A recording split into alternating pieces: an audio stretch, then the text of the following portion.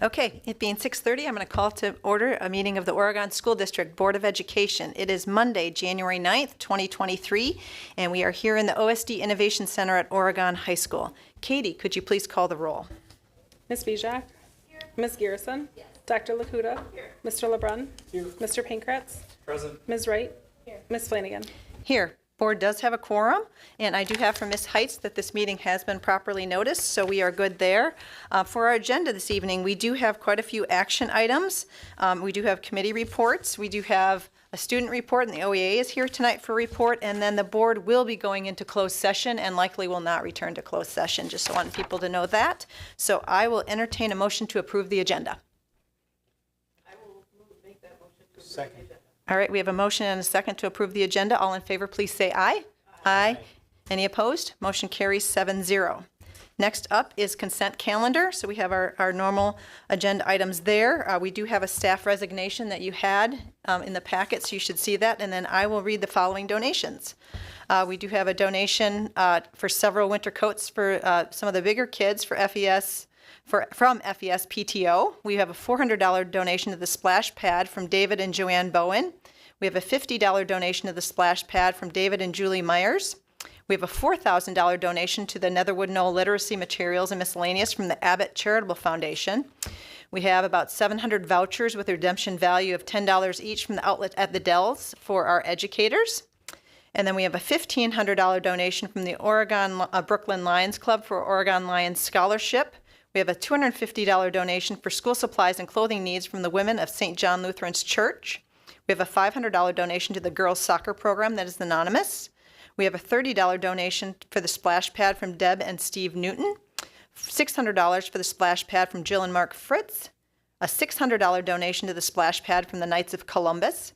We have a $330 donation to the splash pad from Diana and Thomas Kirchdorfer. $4,000 donation for the scoreboard sponsorship from Dirty Ducks Cleaning, Environmental and Insulation Incorporated. A $20,000 scoreboard sponsorship from M3 Insurance.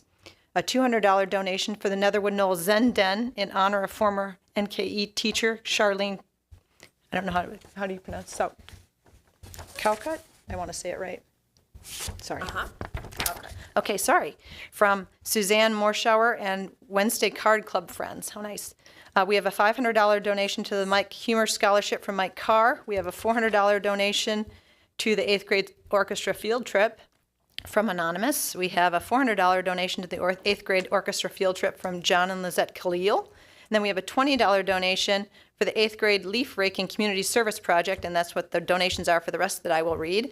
From Greg and Michelle Lowry, $25 from Ann Reinsdorfer, $50 from Matthew and Heather Young, $50 from Ronald and Linda Graber, $50 from Dale and Joan Zosi, $50 from Eric and Andrea Fulcomer, $150 from Larry and Barbara Marr, and $50 from Steve Johnston. So thank you to all of those individuals and organizations for their donations to the Oregon School District.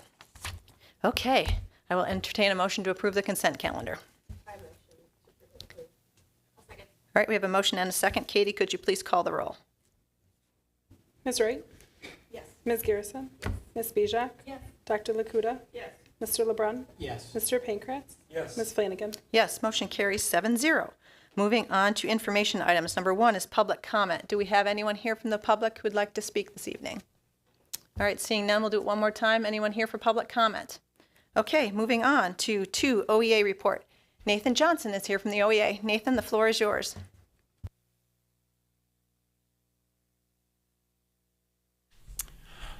Hi, I'm Nathan Johnson. I'm a high school teacher, and I'm here tonight in my capacity as a member of the OEA board, as well as the spokesperson of our policy management team, who's in charge of bargaining and meeting and conferring around compensation and other policies in the district. And I have tonight a statement from our OEA board.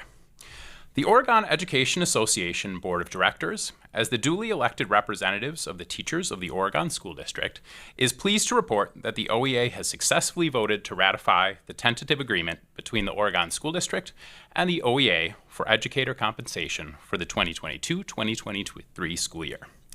We recognize the difficult decision that community members made to approve this year's referendum.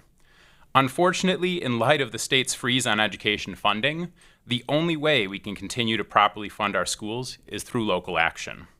Thank you to all in our community who voted yes, making this agreement possible. Everyone in the OEA is grateful to our community's support in maintaining high-quality education in our district. As always, this year the district and the OEA had some differing perspectives on how to proceed with changes to the educator compensation plan. While we walk in with differences, the OEA appreciates the ability to have productive conversations and find common ground on how to continue to evolve our educator compensation plan to recruit and retain high-quality teachers in the Oregon School District. Oregon schools will continue to be able to provide a high-quality education to all our students and keep the Oregon area a destination for raising families as long as our partnership of administration, staff, families, and the community at large remains strong. Tonight, the OEA asks the Oregon School Board to approve the tentative agreement and share our thanks with everyone in the community for their ongoing support of our community schools. Thank you, Nate. Moving on to B, information item 3, which is student report, and we have Peyton and Nate here tonight. So, guys, the floor is yours. So we are coming up on finals this week with our final schedule starting Thursday and Friday, in which we are doing blocks of classes 1 through 5 on Thursday and 6 through 8 on Friday. So now that we're done with winter break, we're into finals, and then after that, everyone is preparing for the new semester, which will start next week, Tuesday. Now that everyone is mostly done switching classes and arranging that schedule, we're focusing on some other things within our district. Winter sports are in full swing, as well as the beginning of some of our new intramural offerings for this year. The musicals also into their full practice schedule and preparing for their performances of The Music Man Friday, Saturday, and Sunday on the weekend of February 17th. We are also adding another student council project that is in the works, which is a combination of pairing juniors with 8th graders to give them somebody who they'll know when they come into the high school. So we're excited to see how that project develops. All right. And then as for the Superintendent's Student Advisory Council, we're working on opening up applications for underclassmen and upperclassmen this year to come into our pretty small group that's been kind of whittled down to kind of get some fresh mindsets. As well as the Student Council project, we're also looking at reaching out to the middle school student council to kind of meet up with them as more of a leadership kind of collaboration, whereas student council can work with all of these middle school 8th graders coming in. The SSAC can work specifically with those leaders in those grades to set up kind of connections for them to move in to the advisory council, into student council, and into club leadership positions at OHS, so they feel comfortable from the get-go. And then hoping to expand eventually into those kind of younger stratospheres to get people ready for the future. I think that pretty much concludes our main ideas, and just reaching out into the district so that everyone's voices are heard is the steps we're going to continue to take. Thank you both for your leadership. We appreciate your updates every board meeting. Thank you for being here. And good luck with finals. All right, moving on to C, information items. Number 1 is approval of the tentative agreement with the Oregon Education Association for the 2022-2023 collective bargaining agreement. So I believe we're going to turn that over to Miss Jonan. Krista, I'm going to step away for this agenda. Okay, thank you. Troy? Okay, thank you. So I am looking for 2 motions from the board tonight. One would be to approve the tentative agreement, and then the second motion would be to approve the education compensation plan that is a result of that agreement, as well as supplemental compensation. So with that, just wanted to thank the community, echo Mr. Johnson's words that as you'll see in the slide in front of you, that the main purpose of the referendum in November was to retain and attract our excellent educators by offering competitive salaries that kept up with inflation. And so with that, we had talked about, as a board, looking for a 5.93% wage increase because of CPI for 21-22 being 1.23% and 22-23 being 4.7%. So add those two together and you have that 5.93%.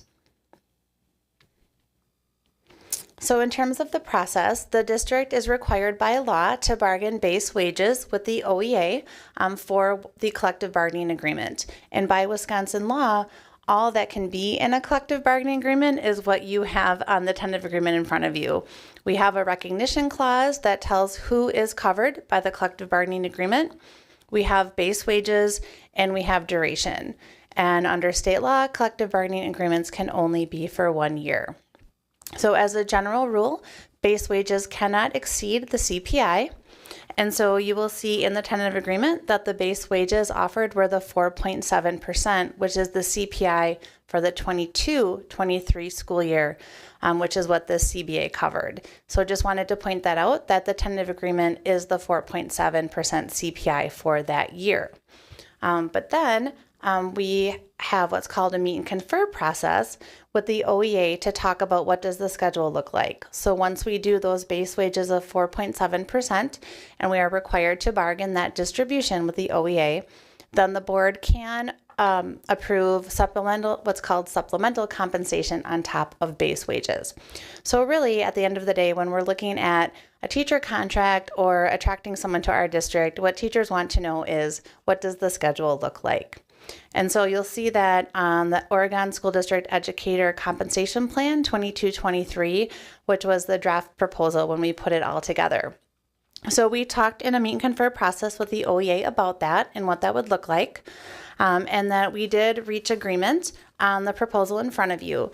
So in terms of the Educator Compensation Plan, we have 3 levels. We have the green level, the orange level, and the blue level, and that reflects largely a 5.93% increase for each individual teacher, and then they would move levels at the end of year 5, year 10, and then they get to the top in year 11. So you'll see that is what their contracts will reflect if this is approved tonight. Those increases are retroactive back to August, which is when we start paying teachers for this school year, but contracts by law run from July 1 to June 30th.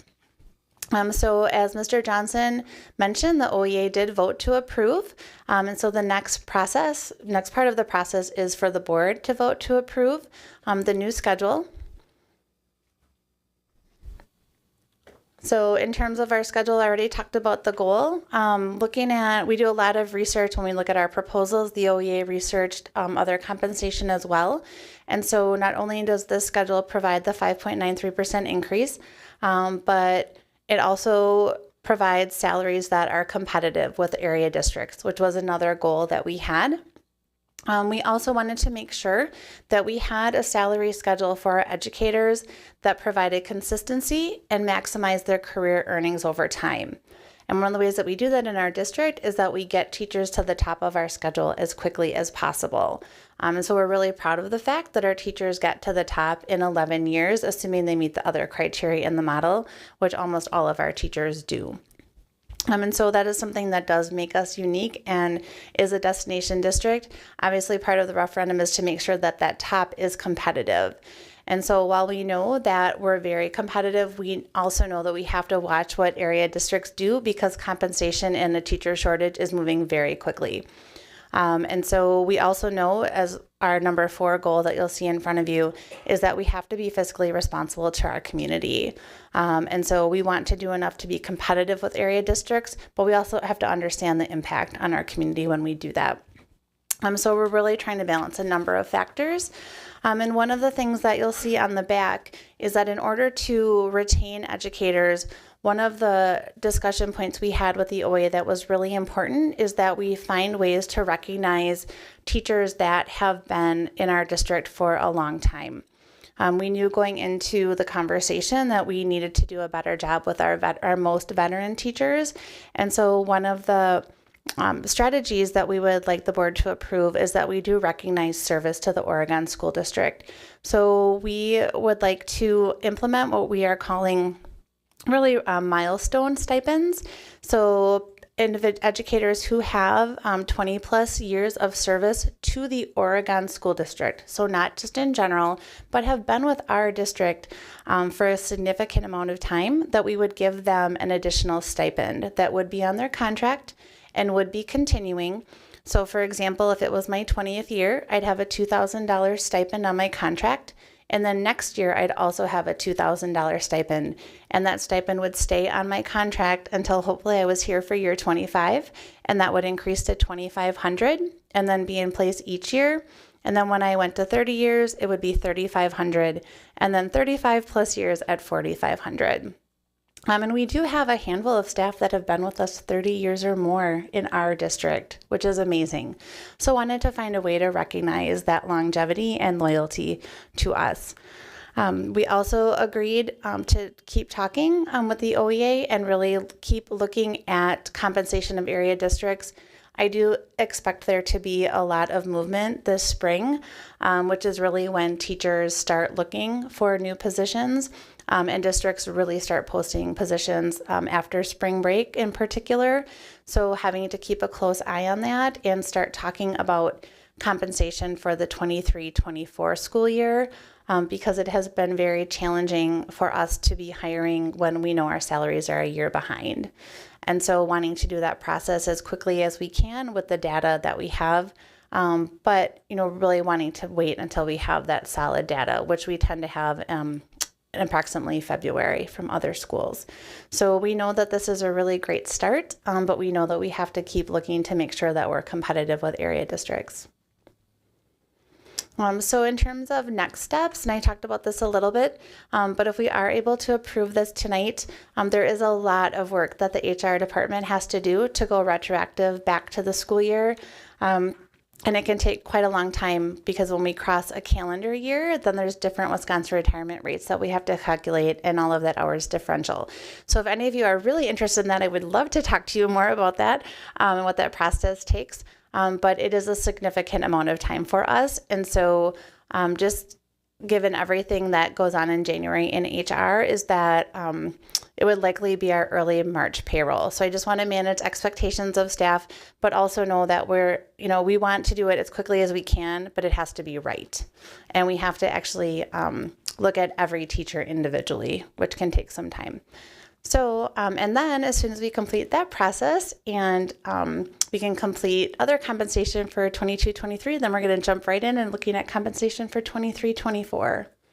So just as with the support staff as this is step one of our process. Okay, so as Gina mentioned, we're going to take this in a two-step process. So the first motion that needs to be put on the floor is and Gina, you can correct me if I'm wrong, the approval of the OEA agreement, the collective bargaining agreement. Have a motion and a second, then we can discuss that specifically. Then a second motion would be on the compensation, which then we can have questions on that. So first thing would be a motion on the floor to approve the collective bargaining agreement with the OEA for 22-23. I motion to approve the tentative agreement from the OEA for 22-23. I'll second that. All right, we have a motion and a second. Are there any questions or discussion specifically on the collective bargaining agreement? Go ahead, Tim. I just want to make a note that we know it has been very challenging. It's been challenging for us. It certainly has been challenging for our community to raise the funds necessary to meet all of the expectations. And I appreciate the patience and persistence of the OEA, knowing that it was a lot more effort from everyone across the community to make this happen. So I appreciate the statement, Nate, at the beginning, because I think it's a sincere appreciation for the process and the outcome. And we appreciate it as much as you do. So thank you. All right, any other comments or discussion? Okay, hearing none. Katie, could you please call the roll? Ms. Wright? Yes. Mr. LeBrun? Yes. Ms. Bijak? Yes. Ms. Garrison? Yes. Dr. Lakuta? Yes. Ms. Flanagan? Yes, motion carries 6-0, so that agreement is approved by the board. So moving on, now we need a motion on the floor to approve the educator compensation changes. All right, is there a second? All right, we have a motion and a second, so any questions on the educator compensation plan changes? And just a note for community too, we've been speaking a lot about this. We've had closed session specifically discussing these. So the board has had numerous conversations. So if we don't look like we're asking questions, it's because we've asked them 12 times of Gina. Any discussion? All right, hearing none. Katie, could you please call the roll? Ms. Garrison? Yes. Dr. Lakuta? Yes. Ms. Bijak? Yes. Mr. LeBrun? Yes. Ms. Wright? Yes. Ms. Flanagan? Yes, motion carries 6-0. Thanks, everybody. Thank you, Nate. Just one comment, too. As we went through, as it pertains to this, as we went through the referendum process and we asked for the trust of the community and the support, we did also talk about funding, and that we were asking a lot of our community to raise their taxes, knowing that the state was sitting on more than $6 billion. And so we did get a notice today from WASB that there will be a day at the Capitol for school board members and district administrators to talk with our legislators about the state budget, because that budget has not moved. No decision has been made either to give school districts, public school districts, more money, or to give tax relief to our community who are spending these taxes and we're on their tax bills. So we are still on that conversation, and we are aware of it, and we are pushing our legislators to take some action so that we can show through with our commitment to community in terms of what we said to fight for that money in one way or another. So I just want to make sure that that note was said as well. Okay, moving on to 2, approval of increase of per pupil reimbursement amount for the 4K program for 2022-2023, and I believe that's Dr. Bergstrom and Mr. Weiland. It is, and Mr. Weiland will be doing the majority of discussion related to this particular action item. I just wanted to make sure that those of us who are here tonight and those of us who may be watching at home understand that there is a connection between what we're talking about with per pupil reimbursement to our 4K programs and what we discussed in our referendum. It was really about ensuring that we are able to attract and retain excellent educators in the OSD and in our partner programs. And in order to help our partner programs better achieve that goal, we need to be considerate of our per pupil reimbursement. And so Mr. Weiland will share a little bit about how we came to this dollar amount and a little bit of history. Sure. So we started this program back in 2010 and 11 when we added 4K, and our model is very similar to a lot of school districts' models, where we basically go out and recruit community partners, and then we provide them kind of a tuition payment, if you would, that allows them to kind of staff up for this. We coordinate then and help them provide the education to our 4K students. So it's our program, but through a community partner. We started back in 2010-11 with an allocation of $3,000 after we did kind of a study of what was out there. I think we've increased twice $50. I don't know the exact years of that, but we were at $3,100. Last year, we because of the pandemic and because we had some one-time money, we did increase right at the beginning of the year and gave an extra $100 stipend just for 1 year. So we were at $3,200. But without that additional funding source, we moved it back to $3,100 at the beginning of this year. So what we're proposing this evening is going up to $3,400. So depending on how you look at it, it's either a $300 or a $200 increase from last year. And we did that by looking at kind of what other districts are doing, and we felt that it had to be kind of more significant than what we've done in the past. But basically, this is based on what we had at the beginning of the year. This would be right in line with other districts. There's one district that provides a little bit more allocation than we do here, but this would put us kind of at the top area for those partner payments.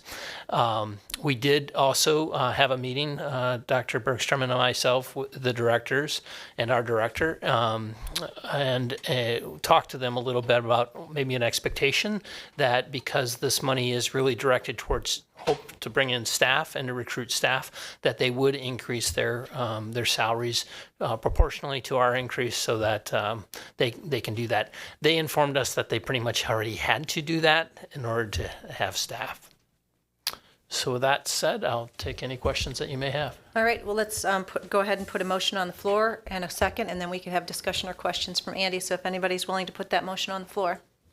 I move to approve the 22-23 allocation of $3,400 per student for the Oregon School District 4K community-based sites. Is there a second? All right, we have a motion and a second. I will now put it on the floor for any questions or discussions. Go ahead, Leslie. This is more of like a when we do this kind of thing. When we pay currently the $3,100 per student or the $3,400 is what we're asking for, is that paid at a one-time kind of thing to the 4K? Great. Or is that over? Great question. What we do is we have 2 count dates that are really super important to us from a school district perspective. One is called the third Friday in September, and the other one is called the second Friday in January. So we basically take that payment and divide it in 2, and then based on those count dates, we provide that allocation to our partners. So in other words, we've provided, I think, $1,550 already. If this is approved after consideration, we would make them whole, go back to the September count date, and add, I think it's $150 per student to that count date, and then pay that, as well as we're actually hit the second Friday date this Friday. So we'll probably go ahead and take the new Friday up to the $1,750 and pay both of them at the same time in the next couple weeks. Perfect, thank you. All right, any other questions? Go ahead, Anna. I understand that we did some research looking at what other 4K payments are from other districts, but do we have a sense of if this additional amount does in fact cover what the 4K sites have already said that they've increased their hourly wages by? I just am curious to make sure that we're on the mark for what they've already had to experience in the market. Yeah, I would say that they were very happy with what we talked to them about. It's hard because it's multiple sites and they all have their own business models, and you have large sites and small sites, and they have different needs in those regards. So they seem to be very, very open. We also did make the promise that we would kind of, like the other employee groups, take a look at this, see what other communities are doing over the next several months, and then if we need to make an adjustment for next year, we would consider that as well. I think that's an important point, Andy, that you just made, just in terms of what we're doing with all the employee groups. We're making people whole, but then we're also continuing to look at, and I think that's a really important point, that this is kind of a multi-point discussion, that we're kind of handling each employee group. They may get different, but we're handling them the same in terms of let's make them whole, and then let's look to the future. So just wanted to reiterate that. Any other questions, comments? 4K. Okay, we do have a motion and a second on the floor. Katie, could you please call the roll? Mr. Pankratz? Yes. Ms. Wright? Yes. Ms. Bijak? Yes. Ms. Garrison? Yes. Dr. Lakuta? Yes. Mr. LeBrun? Yes. Ms. Flanagan? Yes, motion carries 7-0. Thank you guys for all your work on that. So moving on to action item 3, which is WASB resolutions, which is the Wisconsin Association of School Boards. So each year at the convention, there are resolutions across the state that we look at as both as this board as well as all the boards across the state. And we do have one person that is assigned that role to be our emissary, and this year that is Leslie Wright. So Leslie, I'm going to turn it over to you to kind of walk us through the process and give us some highlights. Great. Well, first of all, thank you. I did email all of the school board members the proposed resolutions ahead of time, but I believe they're also in your packet. And I did want to ask if Dr. Bergstrom had any comments she wanted to go with before I... Thank you for asking. Ms. Jonan and I reviewed all of the resolutions, and we don't have any concerns about any of them. Okay. And I kind of am on the same board. Almost all of them are aligned with our values. I believe that it's likely that as we're there will be some wording changes to some of them, but I believe that they all mesh with our values. But I'm happy to talk and have any conversations and discussions that anyone is interested in. Why don't we go ahead and have you put a motion on the floor that you recommend that the board approve the WASB resolutions? We'll have a second, and then we can have discussion. Yes, I actually meant to do that, and I forgot. So I do recommend, or I put a motion on the floor that I recommend that we would say yay to all of the resolutions that are up for the WASB this year. All right, is there a second? All right, we have a motion and a second. Okay, I think, Anna, you had a question. This is just on the first one. So Resolution 23-0101, high cost transportation aid. I just was hoping that Andy could clarify the last sentence. I guess the point of this resolution is to allow for additional funding to be provided for districts maybe in sparsely populated areas with geographically large school district, giving them a higher per pupil transportation cost, or where those per pupil transportation costs exceed the average.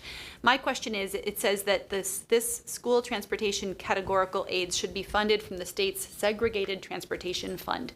Does that have any impact on any of the funding related to our district or other districts that don't fall into that category? It may, but I will tell you, Dr. Lakuta asked me right before the meeting, like how much money we're talking about that we get as a district. We get $81,000 is the budget for this year. So Okay.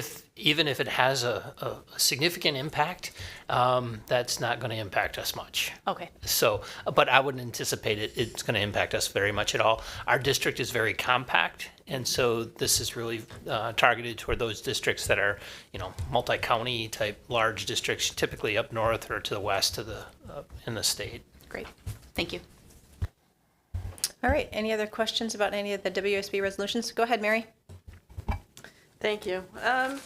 So I had one question, and perhaps it's for Gina, and maybe I'm misreading it, but it's on Resolution 23-11, the unemployment compensation, and in the rationale, it references a recent ruling saying that anyone who takes a new position in a school district or CISA closer to their home is eligible for unemployment compensation during the summer months.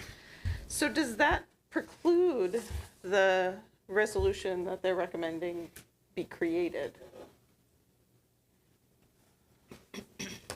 So tell me more what you mean by preclude. I think Because the way I read the resolution that's being created, we're saying that if school personnel resign from their position within a school district, that they have reasonable assurance, that they're not eligible. I think I missed the word not. Okay, never mind. No, that's true. Because this does say that they are eligible for unemployment compensation during the winter months. yeah, so they're looking for school employees are treated differently in unemployment. So for example, our paraprofessionals, they end their employment at the end of the school year, right? But as long as they have a reasonable assurance that we're going to hire them back in fall, they're not eligible for unemployment over the summer because they normally would not be paid over the summer. And there is quite a bit of confusion about that sometimes, but that's because they're with us and then they have reasonable assurance of employment with us in the fall, right? So if a paraprofessional would leave us and then get another job offer from another district in the area, depending on the payment, the amount of wages and where it is and all those things, it's complicated. But they potentially could be eligible for unemployment, and that impacts us because of the way unemployment we have to pay into unemployment. They don't just look at, they look at your former employer and then potentially an employer before that. So what I understood it to mean is that they were going to try to say, as long as you have reasonable assurance of employment from some school district, that you weren't eligible for unemployment because you normally wouldn't be paid in the summer anyway. And I think that makes sense. I don't want to preclude people from getting unemployment who need it, but I think it is sometimes hard to think about, well, if you wouldn't have worked in the summer anyway, then why would you be eligible for unemployment, depending on the new job that you're going to. Okay. Is my all right. guess about the rationale behind it. But I think as Ms. Wright talked about, that you'll hear more on the floor as to the rationale and why. Okay, all right. Thank you for that clarification. The other question I had was around 4.6.2 on page 10, temporary certification. That the WASB supports temporary certification of teachers in grade levels or content areas other than those in which they are already certified to meet our members' needs with regard to staffing supply challenges. And so the way I understand that, they might, for example, certify a kindergarten teacher to teach a high school chemistry class. Is that the intent, or should there be additional, limitations on that? So again, the only thing I can figure is that it wouldn't be applied that way. However, I believe this is one of those instances that it's going to end up coming with a worded amendment to that resolution. All right, that was my biggest concern, was that, I think the wording there might need to be reconsidered. But thank you. All right, any other questions on any of the resolutions? Go ahead, Tim. More of an observation than anything. Resolution 23-15, Universal Free School Meals.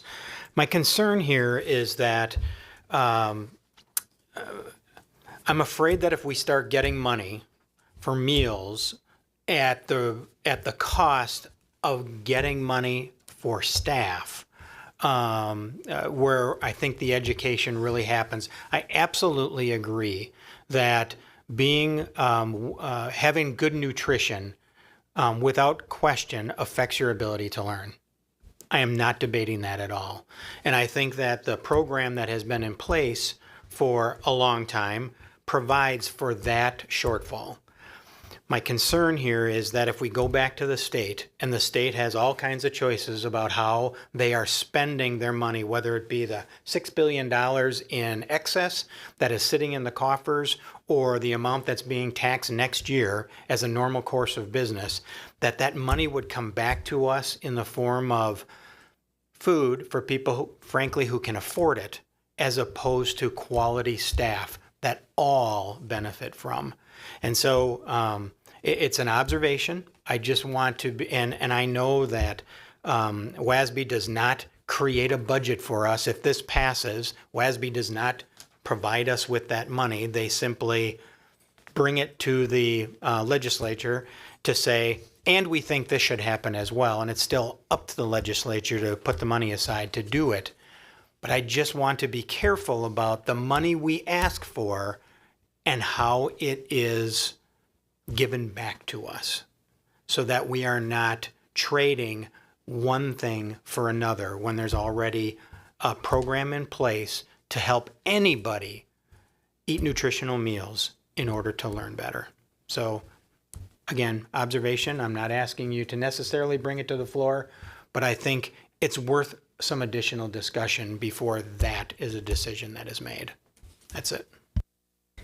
So on that one, I guess I'd like to ask Andy, because we talked a lot about how school meals are actually funded through the state and how that's a different complete pot and usually it's standalone and stuff.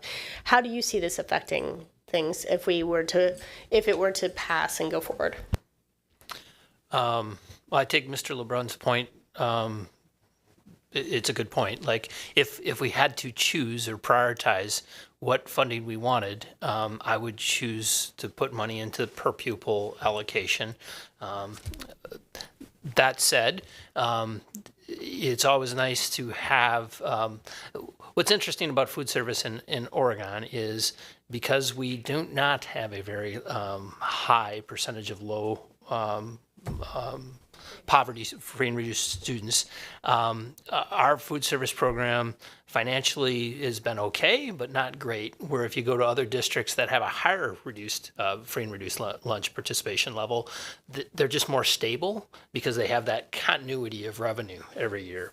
So, because the students eat, so it would help. In that regard, it takes away some of the stigma associated with students having to apply and go through that process as well. And then typically you have more students eat. So I can see it from both directions.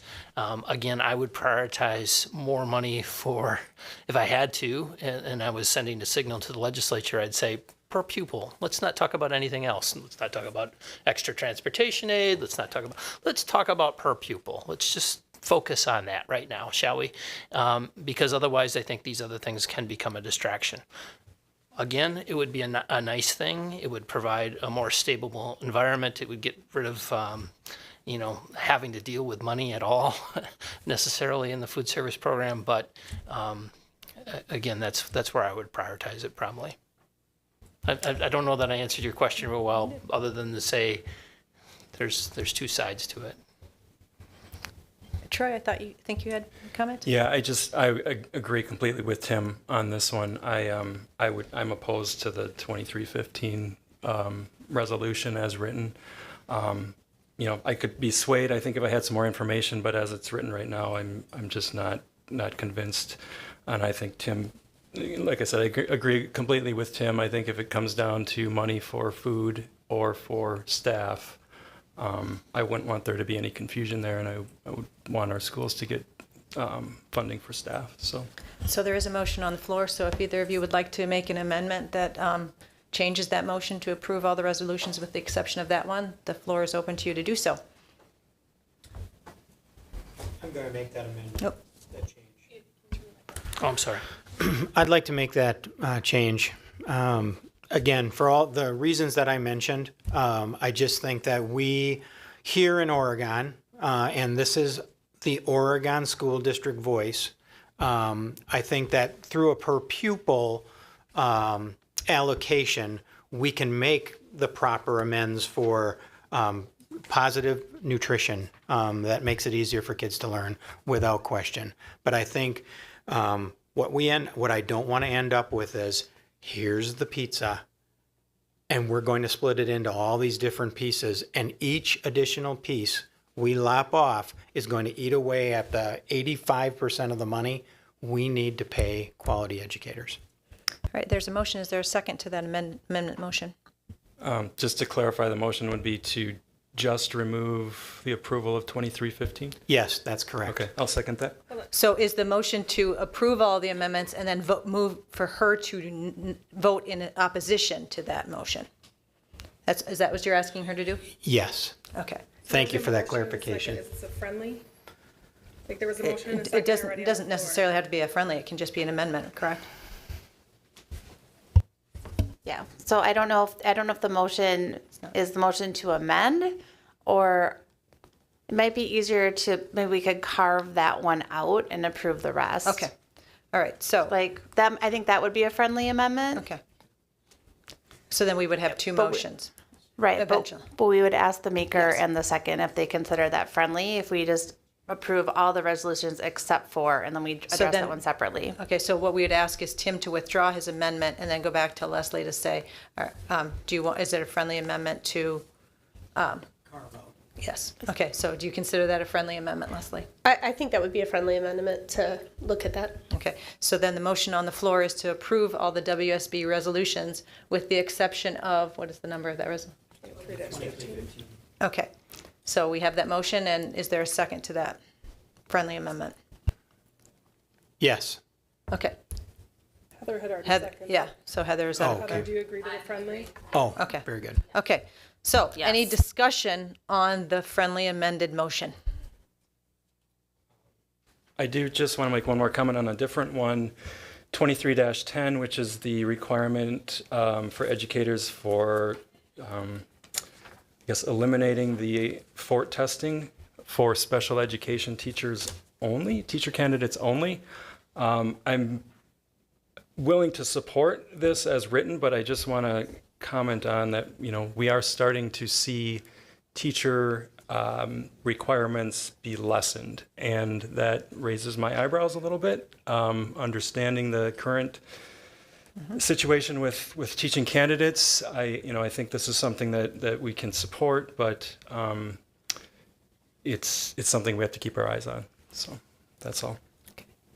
And what I would say too with the WASB resolutions as a whole is these are things that the association looks to us to approve that then they take to their lobbying arm to then lobby the state legislature. So it's not like we make these resolutions and all of a sudden things are going to happen, right? These are still discussions. And so that's why we have days at the Capitol and things like that we can actually get in depth with legislators or show up at the education committee and inform these that there's a little bit more detail here, right? So go ahead, Heather.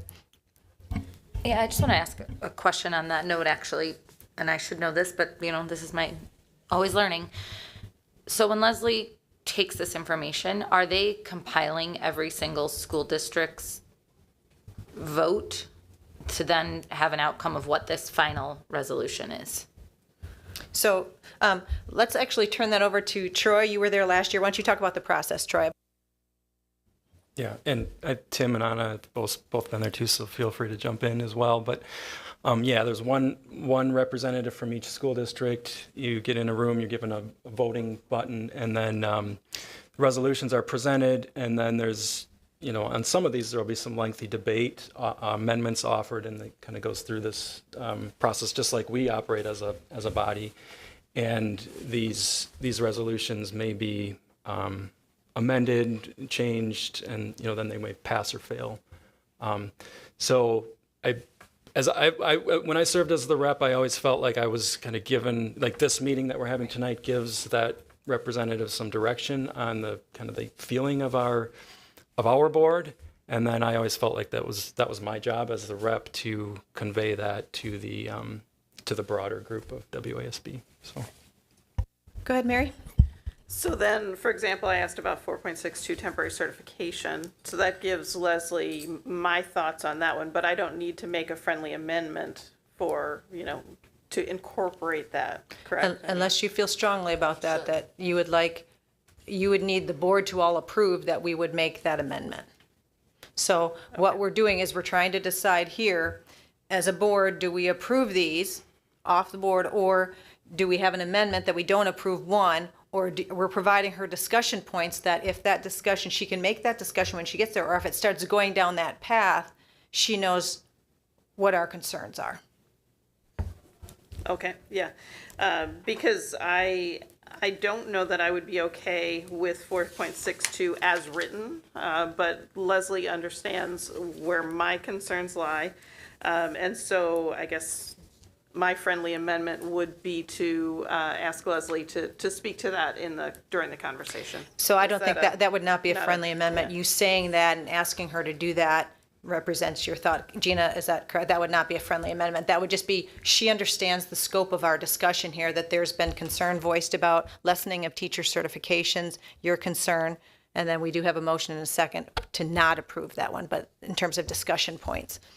Unless you feel strongly that you would like her to stand on the floor and make that amendment, which is very different than not approving it as a board. So she would vote yes or no, but if you're asking her to stand on the floor and offer that amendment, then this board has got to approve that we want her to do that, or she is not authorized to do that.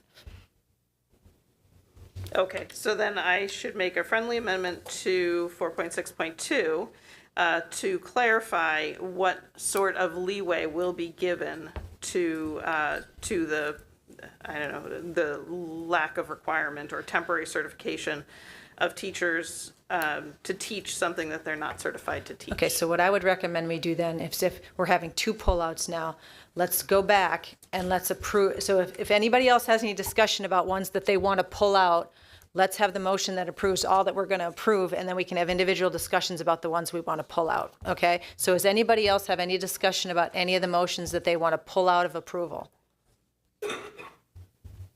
Okay, so then Leslie,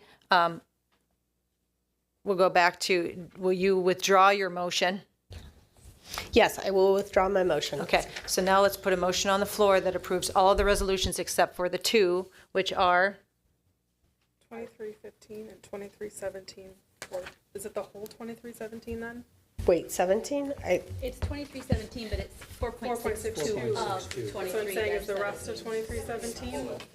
Let's pull the whole thing. I think it's So we're pulling the major motion, so it's, which ones are we pulling? 2315 and 2317. Okay, So I'll make the motion to approve all of the resolutions as listed except for 23-15 and resolution 23-17. all right, is there a second to that motion? All right, there's a motion and a second. It is. The licensure? Yes. Okay, so is there any discussion on that new motion to approve all the resolutions except for those two? Any discussion? All right, Katie, could you please call the roll? Mr. Pankratz? Yes. Dr. Lakuta? Yes.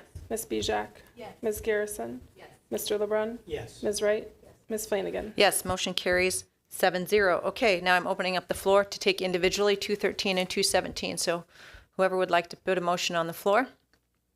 Tim, do you want to author yours? Yes. I would like to, So your options would you are. say it? Your options are that we do not approve it, or that you want her to make an amendment on the floor to that motion. So it's either a yes or no or an amendment. with regards to Resolution 2315, I would move to not recommend approval of that specific policy. So why don't you change it to, you recommend that she votes no on that? I recommend that she vote no on 2315. Okay, is I'll there a second second? that. Okay, so we have a motion and a second. Any discussion on that? So that is the school lunch. Go ahead, Anna.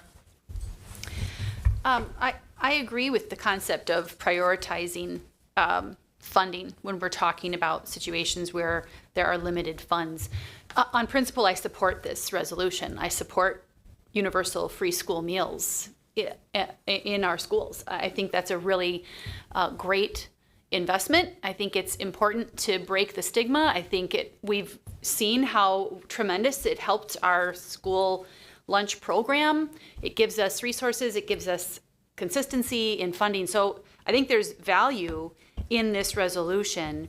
I do agree with the sentiment that I wouldn't want to see this become a priority of funding over resources that we would need for the academics within our schools, knowing we have a reduced and free lunch program in place for folks who need to take advantage of that. So I'm feeling really torn on how to vote on this because I want to support it, but I don't have enough information to understand whether or not this would impact funding in a way that I would rather see funding allocated in a different manner. So without that clarity, I am leaning towards agreeing with not supporting it, but I guess I'd like the opportunity to understand what the fiscal impact may be of something like this. Is there a separate federal funding source that's used that's not connected to public education? I don't know.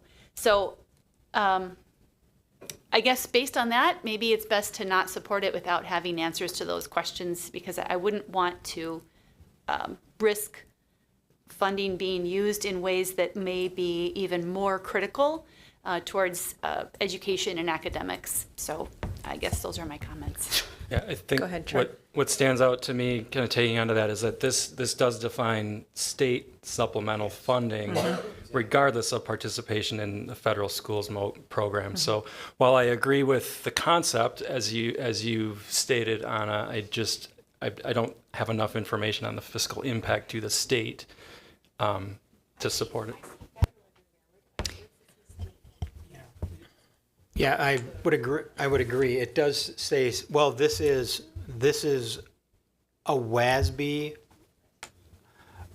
effort from a lobbying perspective back to the state of Wisconsin. WASB does not lobby the federal government for more money. And as it stands right now, we have a federal program in place that provides those dollars that are not competing with the state dollars we receive today. I think those are some of the only federal dollars we receive today. And again, for the most part, it's the bulk of the federal dollars we receive, and they are not competing with the state dollars. Yeah, the biggest federal program we have is actually special needs population. So this is a smaller one. There is actually a payment related to the lunch program from the state. It's just very small. So the proposal here is to make it large enough to basically fully fund the entire That was my program. question, Yeah. is has the state prior to this jumped into what has typically been a federal program? Yeah, we get a portion of funding from federal and from state, but not enough to cover the cost and make it universal. Any other discussion on that motion that's on the floor? Go ahead, Leslie. Just for when we were in pandemic, Andy, and we were covering free meals, that was coming down through federal though, correct? Absolutely, correct. Okay. Okay, any other discussion? Go ahead. Yeah, do one last thing as well. Prior to the pandemic, Yep. it was clear, although not ideal, but it was clear that the food program we have in place today, even though the numbers are relatively small than they might be to other school districts in Milwaukee, for instance, Yep. on a per user basis, they paid for our food program.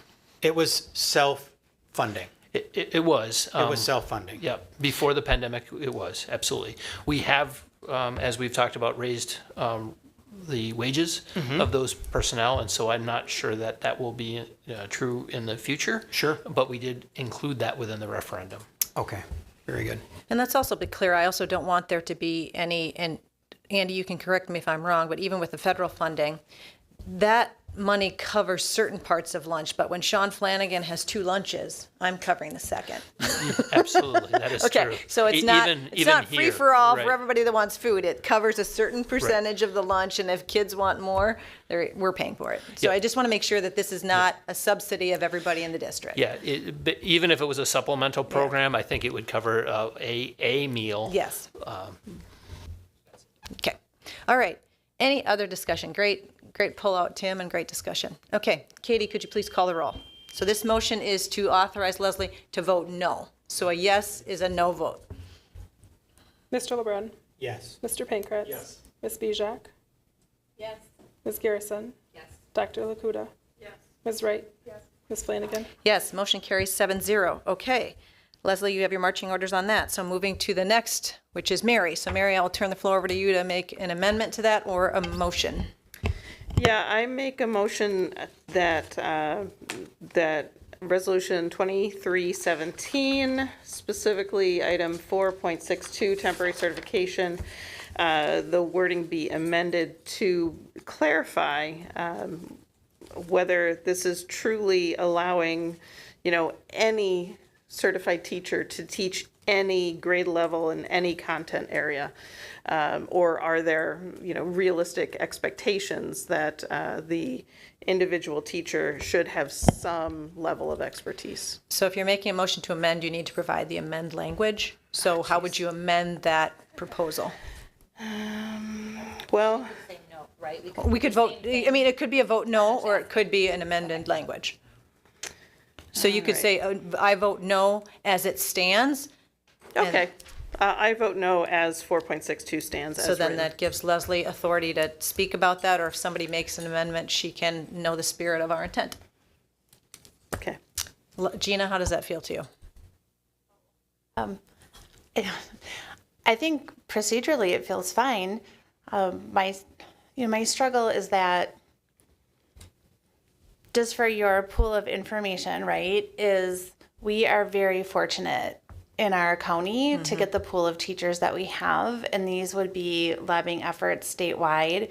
And so I do know even with us, when we have unexpected medical issues, where a staff person might need to go out, that we make every effort possible to find person licensed in the grade and content, and 99% of time we're successful with that, right?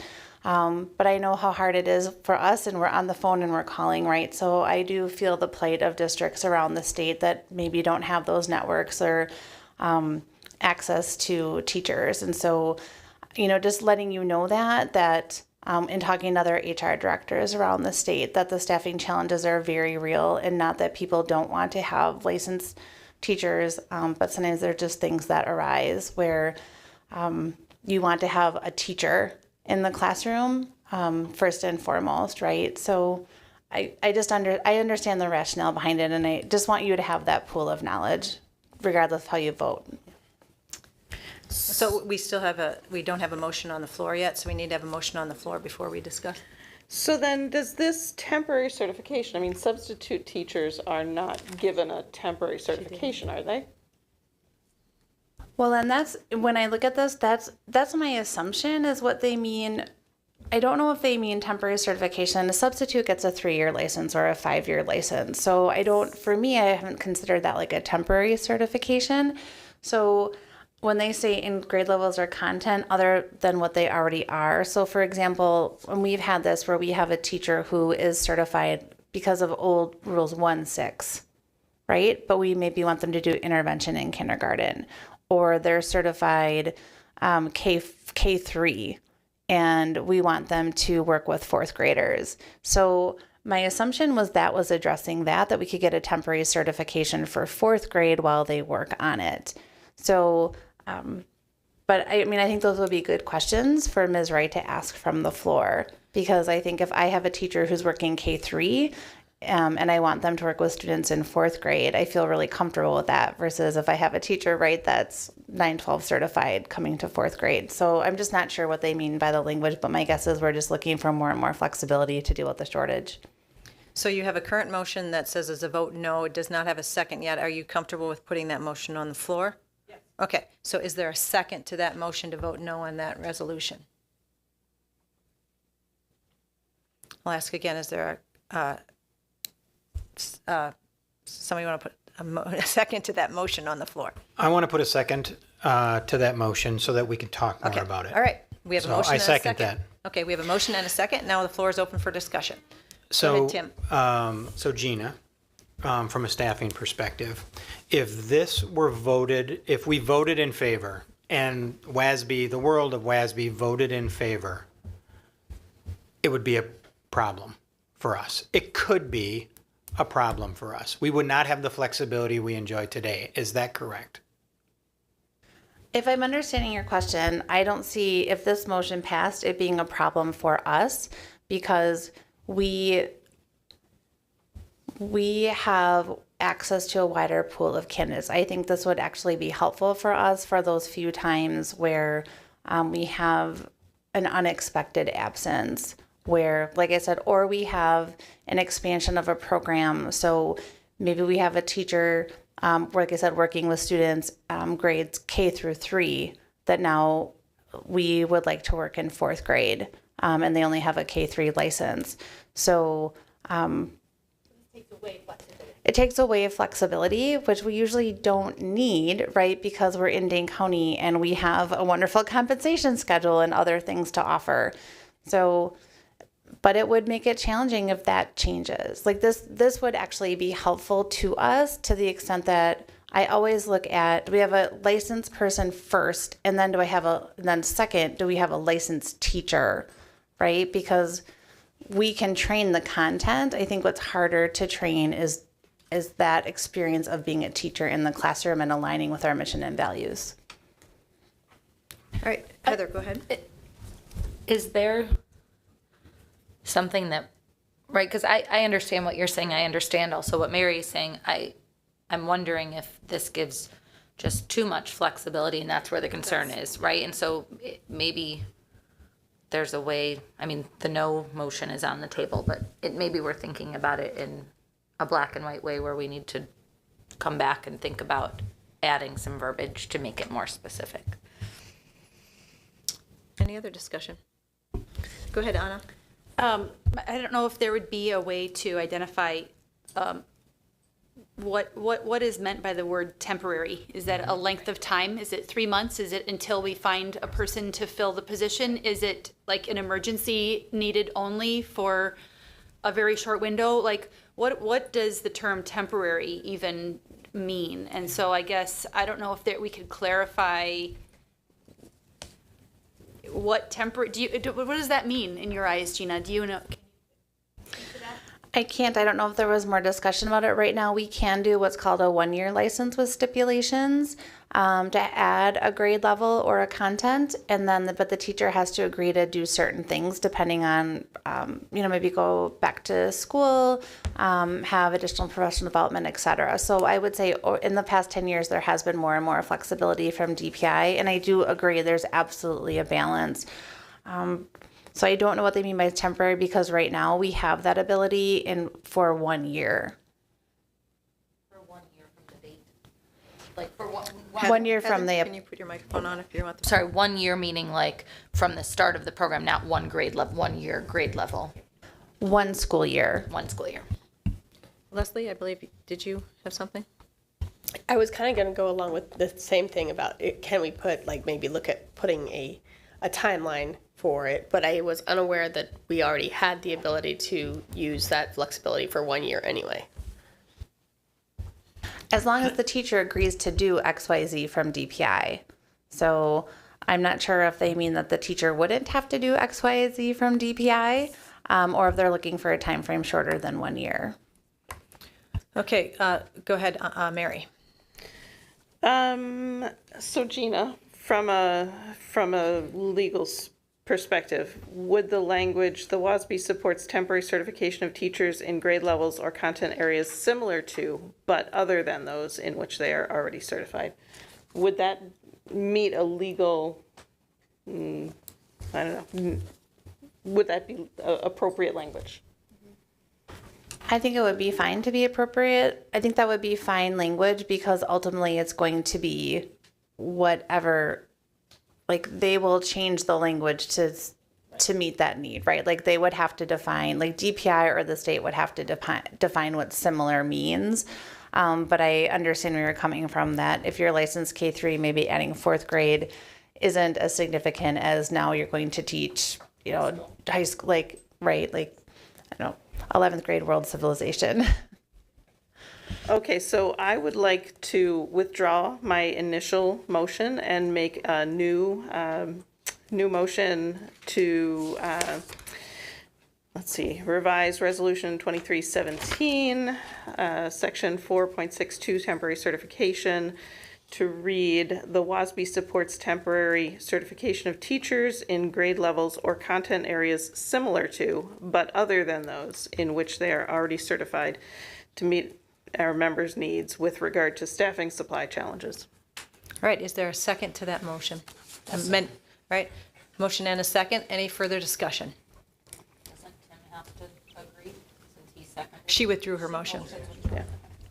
Any further discussion? Again, just a point of observation. The fact that WASB has this motion in place is shocking enough. There's clearly a huge need for flexibility, whether it be a temporary need, and in this case, temporary might be 5 years, just simply because they don't have enough people in the system to fill 7th grade social studies, is telling to me.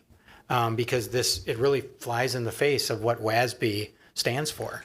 We want, you know, the best teacher in that subject, in that grade level, in that place at all times.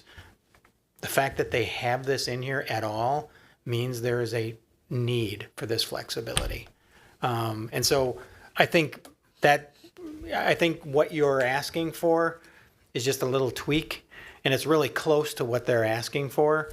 Whether we stand up and ask for a tweak, we can certainly do that. But at the same time, I would support if the tweak wasn't accepted. That's just my perspective on it. So I'm not asking for an amendment. I'm just making an observation. Go ahead, Leslie.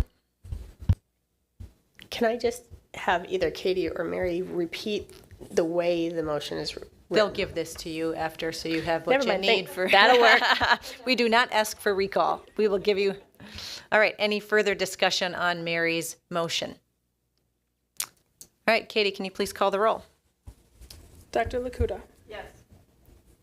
Mr. Pankratz? Yes. Ms. Bijak? Yes. Ms. Garrison? Yes. Mr. LeBrun? Yes. Ms. Wright? Yes. Ms. Flanagan? Yes, motion carries 7-0. So it looks like you've got a few things to do there, Leslie. We didn't make it easy on you for your first year.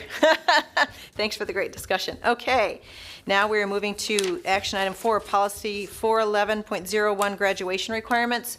So what we're going to do is, this is coming from policy, but Darcy's here, so she's going to walk us through the purple, which is the explanation. Then I will turn it over to Heather for her motion, based on the recommendation from policy. So, Darcy, the floor is yours. Is that on? Okay. All right. So we have, as an administrative team, the policy 41101 changes. And these changes, first of all, the thing that both of these changes have in common is neither of them changes the recommended graduation requirements. So that remains at 23. The first one is for the social studies requirement. So currently, well, actually in the summer of 2021, we had CISA to come in to lead us through the social studies standards. And the social studies department at the high school found some pretty significant or maybe glaring gaps in what was being covered. And one of those gaps was the area of political science. So, as a result of that gap analysis, the Social Studies Department is requesting the change of not changing the number of required credits for social studies, but currently we have 2 required credits and 1 credit of an elective for social studies. And we'd like to change that to 2.5 credits of required classes with a half credit elective. And that additional half credit comes out of the elective and becomes the political science class. This would be effective for the class of 2027, which is our current 8th graders.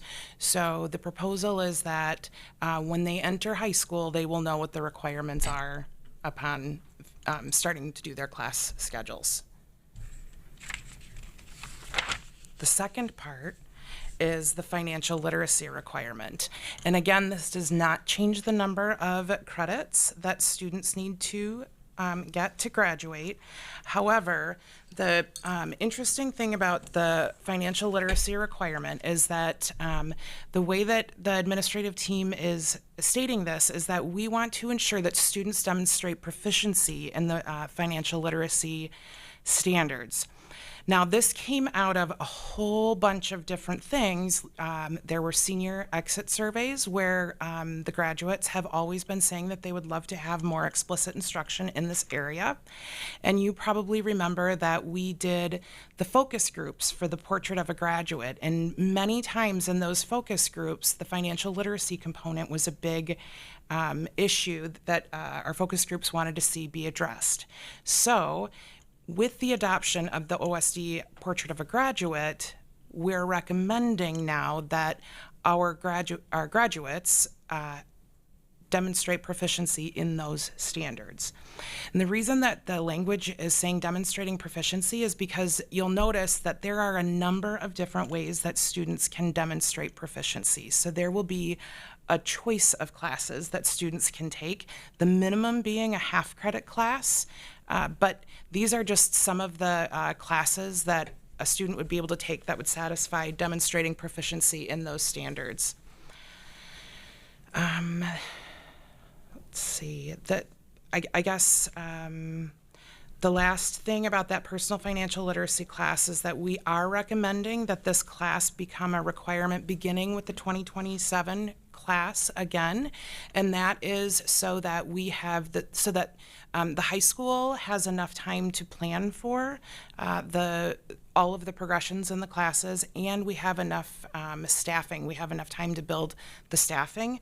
Also, it's super important to note that in those gap years, we are committed to continuing to elevate and integrate those personal financial literacy standards in the universal content for all kids in ways like connections. I spoke with Principal Pliner today, and I know he's taking a team of people to visit Sun Prairie, who do an all-day hands-on simulation experience with a reality store. So we still are committed to bringing really personalized and explicit experiences to our students, but we wanted to make sure that the rollout was in a way that didn't affect students' plans that are already in motion. Okay, I will turn that back over to Heather from policy. Great, thank you. So this is a recommendation coming from policy, a 2-to-1 vote with a motion that does not need a second to approve the policy 41101 graduation requirements as explained. Okay, so that does not need a second, so the motion is on the floor, open for discussion. Go ahead, Tim. We had a fair amount of conversation about this, specifically the financial literacy requirement. As Darcy mentioned, there was lots of feedback. Feedback from parents, feedback from educators, feedback from business people in our community. How dire this need is. The fact that we have, please don't take it as a political statement, the fact that we have people who don't think they need to pay back their student loans is a big problem to me. That to understand what things people are signing and the financial responsibility associated with simple things like buying a car, renting an apartment, taking out a student loan.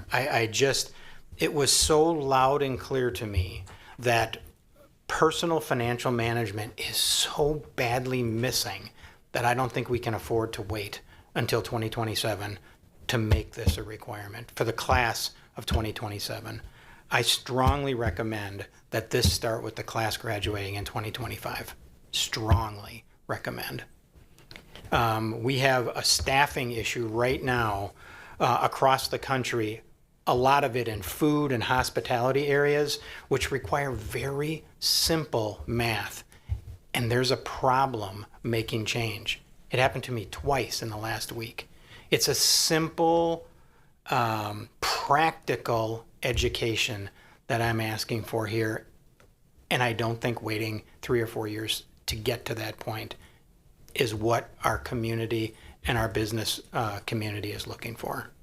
So that's my perspective on the financial literacy requirement, that we move up from 2027 to 2025 at a bare minimum. So are you asking to put an amendment on the floor for that, for the whole thing, for financial literacy? What is your Very specifically for financial literacy. Very specifically. I'm looking for an amendment on the financial literacy requirement to move it up to 2025. Oh. Well, yes. Right, correct. So there's a motion to amend this that says it's recommended the Board of Education approve the administrative recommendation to amend policy 41101 to require a half credit political science credit as part of the 3.0 social studies graduation requirement and half credit for financial literacy requirement, and both of those by 2027. So Tim's amendment carves out financial literacy by 2020 for the class of 2025. So is there a second to that amended motion? I second it. Okay, all right, so there's a motion and a second. Peyton, go ahead. So we wholeheartedly support adding financial literacy because we believe it is a life skill. And we always say we should be able to take something out of school. So adding financial literacy would be a great way to do that. However, adding it to classes that are already within the high school as a graduation requirement is something that raises concern. We would like to ask if this is not being raised as a graduation requirement until then, it would still be available for students to take, correct? So we'd have that option, it just would not act as a requirement until the class of 2027. Yeah, that's kind of the route that I was going to follow, in the sense that we had that same discussion, and I think it checks a lot of the boxes that students are looking for out of school that aren't really met now. Students will walk out of a pre-calculus class and not understand how to file their taxes or how interest works on a loan.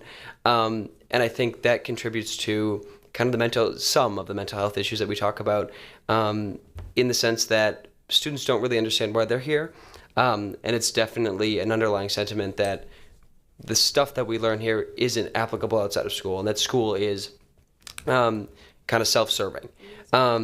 These classes, I think, are massively important in a functional sense, and are things that students can point to say that school is providing them with universal life skills that they can take outside of school from day one, from the day they turn 18.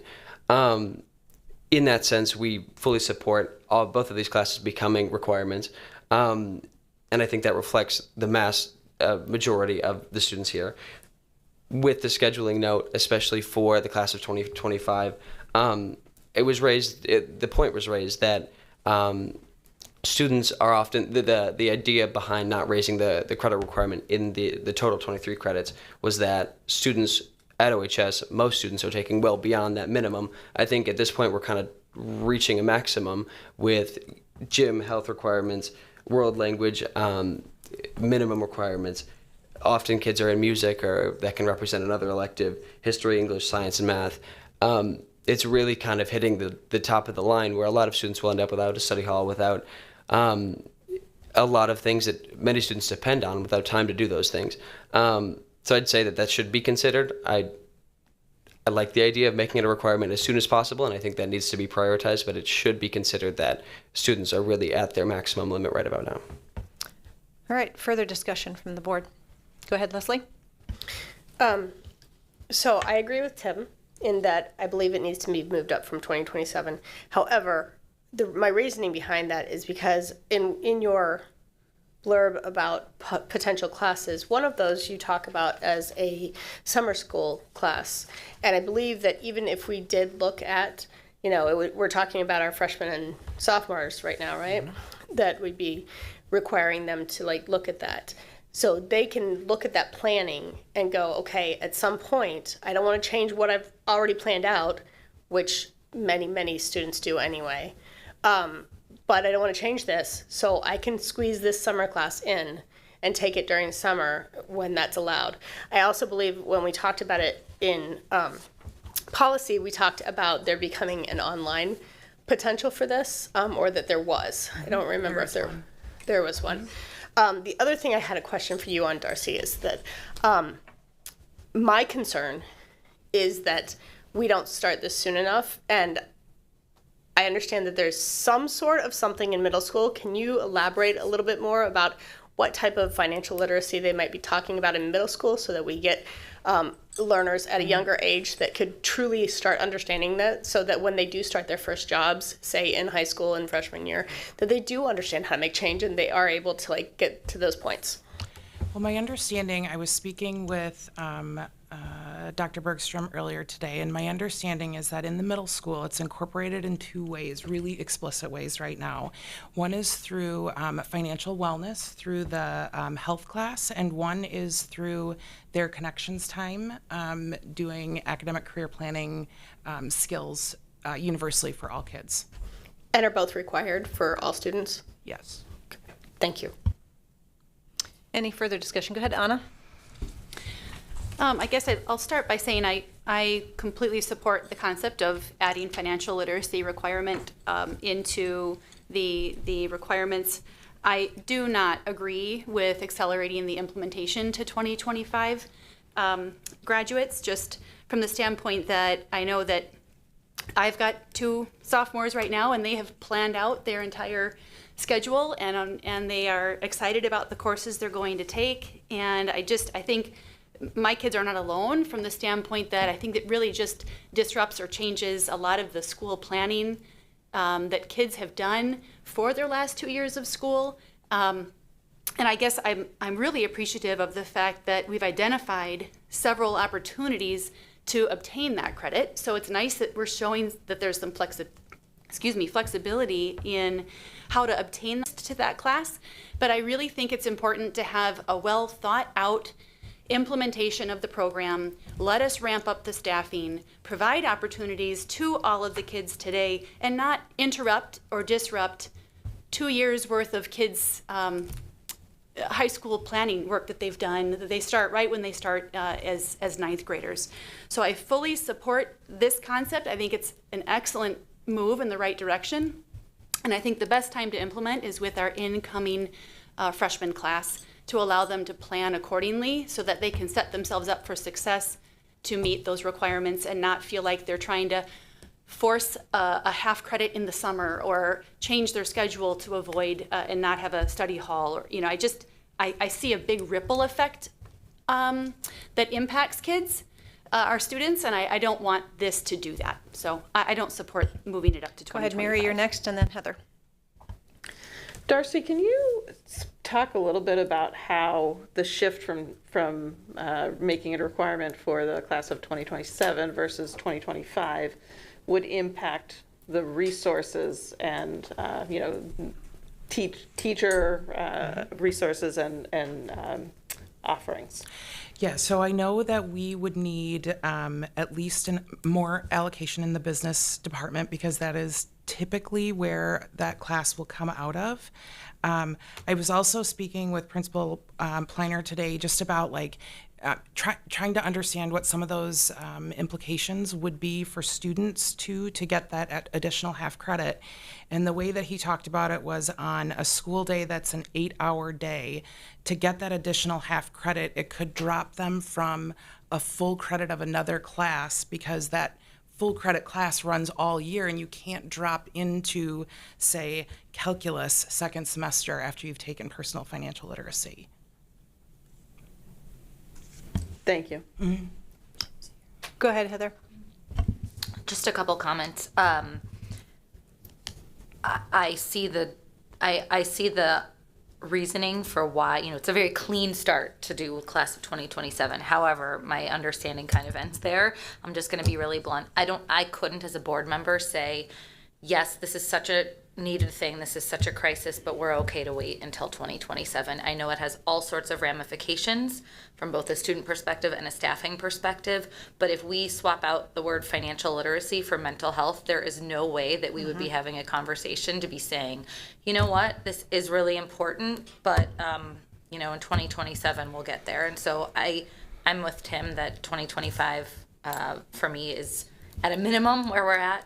The other part is I don't have kids in this level of schooling, and I understand that that's hard with schedule changes, but I mean, that is just a preparation for life, because I too have planned out my life for the next 5 years, and I guarantee you it'll look nothing like what I put on paper. And it's also just, if you choose to go on to college, that is also just another preparation for, I'll date myself, but the touch tone teller back at UW when I was like pushing the buttons to get in classes, you don't always get everything. And so I totally am supportive and empathetic to wanting that schedule that people are working so hard on as a student, as a freshman, to go smoothly, or in staffing needs. I understand that that's going to put a wrench into things, but I just don't know how we can as a board say, this is really important, but we'll see in 2027.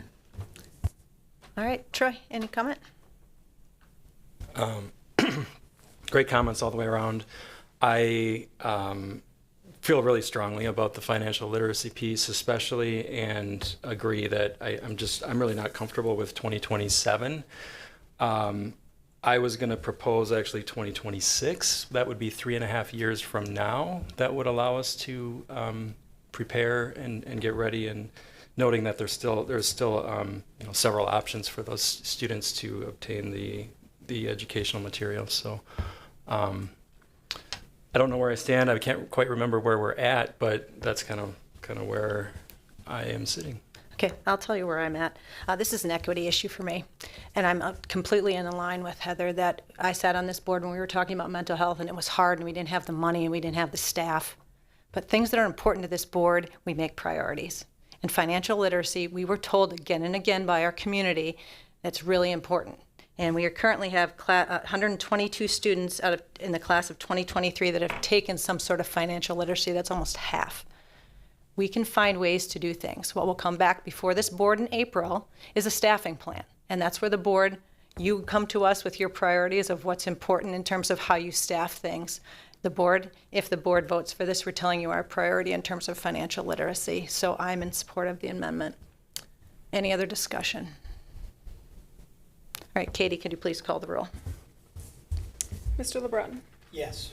Ms. Wright? Yes. Ms. Bijak? No. Ms. Garrison? Yes. Dr. Lakuta? No. Mr. Pankratz? Yes. Ms. Flanagan? Yes, motion carries 5-2. So the amended motion that approved was social studies requirement by 2020 for class of 2027, financial literacy for class of 2025. Okay, moving on to policy 715, head lice. That came from policy as well. Yes. Heather. Thank you. This also came from policy with a 3-0 vote, so it does not need a second, and I will turn it over to Ms. Jonan to walk us through the recommendation. All right, thank you.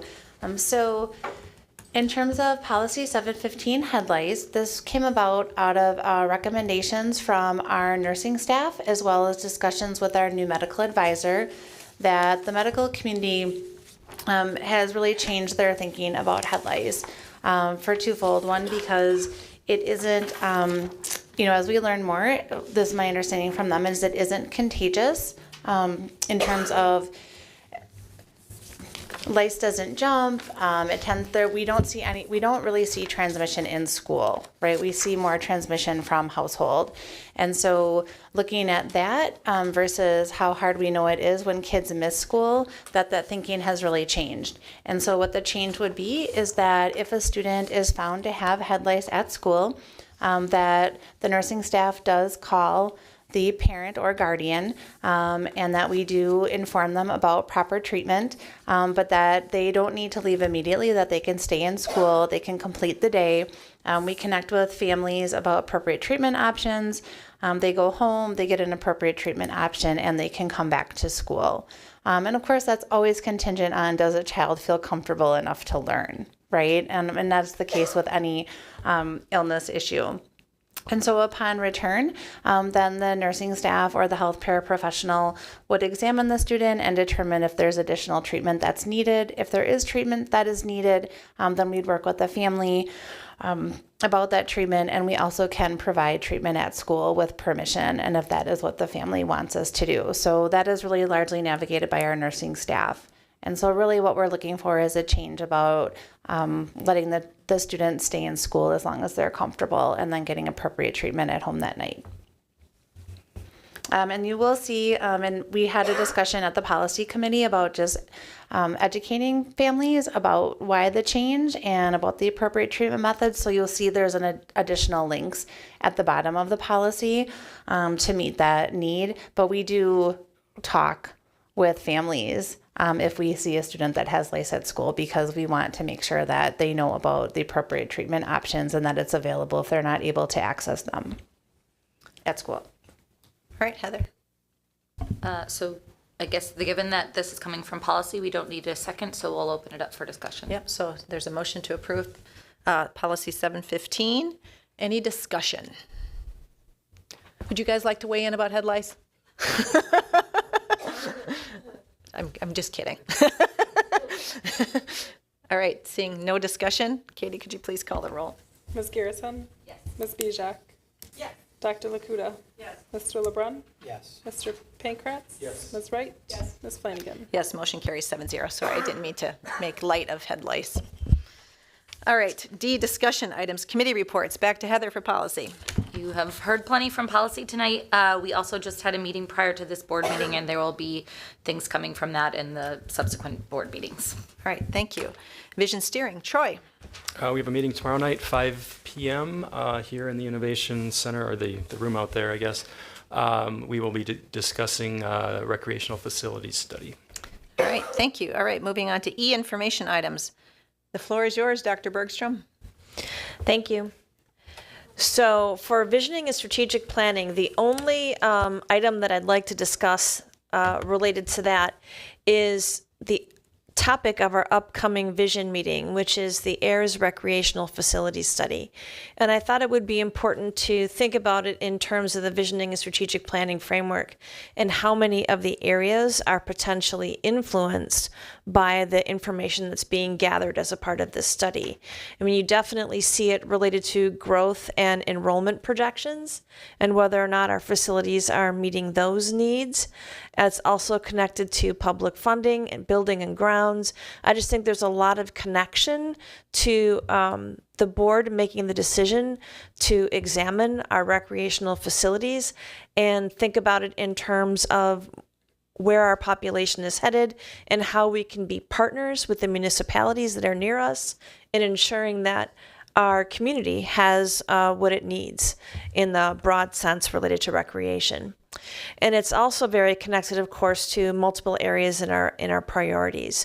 So just the reason it's on the agenda tonight is just to elevate it so that people, particularly people who were part of the focus groups early on when we first commissioned the study this summer, know that it is not a completed process and that we are returning to it now that we have some other business taken care of. And you can see that we commissioned this study in the spring. AIRS was the group that rose to the top in that particular RFP, and now they are the ones who have been conducting this facilities review. They have conducted focus groups, so many of you who are watching might think, I was in one of those groups this summer, and I don't want you to think that your efforts were wasted. They are not. Everything is a part of draft 1, and there are a few more steps that need to be completed before it's a finished report that we can utilize as part of our decision-making structure. Because, as you can see from what's on the screen, there were reasons that we wanted to have a report, things that we needed to better understand. And we needed to be able to understand that because we needed data to make future decisions. We need to have a roadmap that will allow us for really responsible fiscal planning. We wanted to be able to ensure that what our community enjoyed as far as facilities was on par with what neighboring facilities were out there too. So there were a lot of reasons to get this ball rolling. We got it rolling, paused it for a moment, and now we're coming back. And I'm excited to have the conversations that will be the result of collecting this information. I'll move into teaching and learning update, and that really was what we just discussed related to the amended policy 41101. So no need to delve into that this evening, and we can actually go right to superintendent's report if that's all right. Okay, a lot of good news to report again. So our community is pretty fantastic, and we have an awful lot of examples to back up a statement like that. And here's just one. Maria Debevic organizes a small volunteer group called the Ever Ready Club 2. And this group has worked for a couple of years now in partnership with Land's End to ensure winter gear gets to some of our kids. And this is actually the third year that they have been doing this. And it's pretty exciting that all of this fantastic new gear gets put into the hands of our students. And it's a really great example of the community working together to ensure our kids have what they need. And here's another great example of our community working together to ensure that kids have what they need. And that is Friends of Oregon School District and the Cool Grants that they award our educators for the work that they do with students. And this year, or this semester, Desiree Mayo, who is a paraprofessional at the middle school, received a $500 Cool Grant from Friends of Oregon School District for the Black Student Union at Oregon Middle School and Rome Corners. And she's got some really fabulous plans for what the group is doing together. And then Ashley Painter and Christina Springer, two Forest Edge Elementary teachers, received a Cool Grant from FOSD for $2,650 to purchase multimodal language kits for our ESL students who are part of the Heritage program at Forest Edge. So another great example of our community working together on behalf of our students.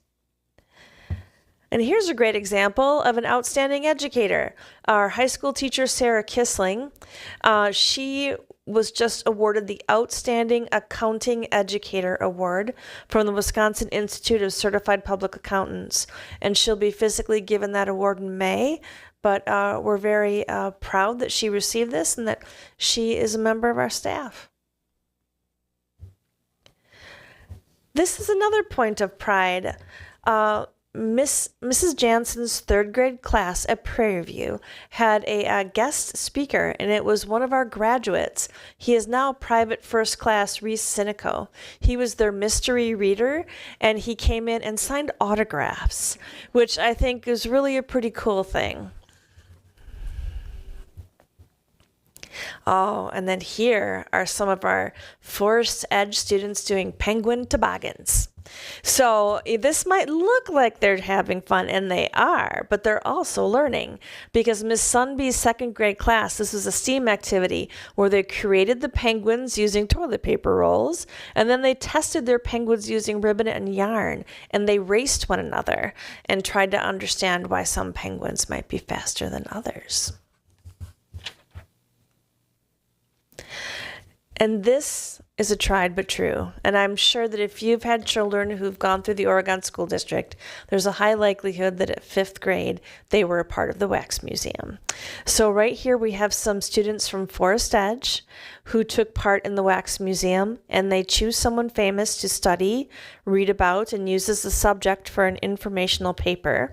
And then they have to prepare what they refer to as a button speech, which is we call it, I think, an elevator speech, right? A really short speech that they can say when people walk by them in the Wax Museum. So you see here we have examples of Ruth Bader Ginsburg, Jim Henson, and Rosa Parks.